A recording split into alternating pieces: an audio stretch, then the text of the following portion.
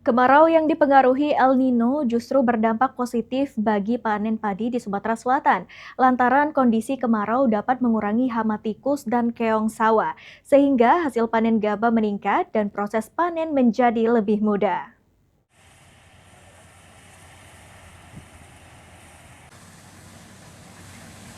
Musim kemarau yang dipengaruhi oleh fenomena El Nino di Sumatera Selatan berdampak positif bagi para petani yang memiliki sawah pada masa panen, lantaran kondisi sawah yang kering dapat mengurai hama tikus dan keong di area persawahan. Salah satu petani desa Merah Mata Banyuasin menyebut musim kemarau yang bertepatan dengan masa panen membuat hasil panen gabah dapat lebih meningkat dibanding pada musim hujan. Selain itu, kondisi lahan yang kering membuat proses panen jauh lebih mudah.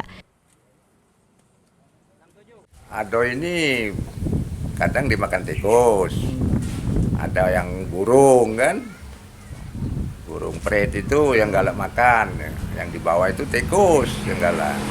Tapi mungkin tahun ini mudah-mudahan tidak kate, jadi agak mending lah panennya kan.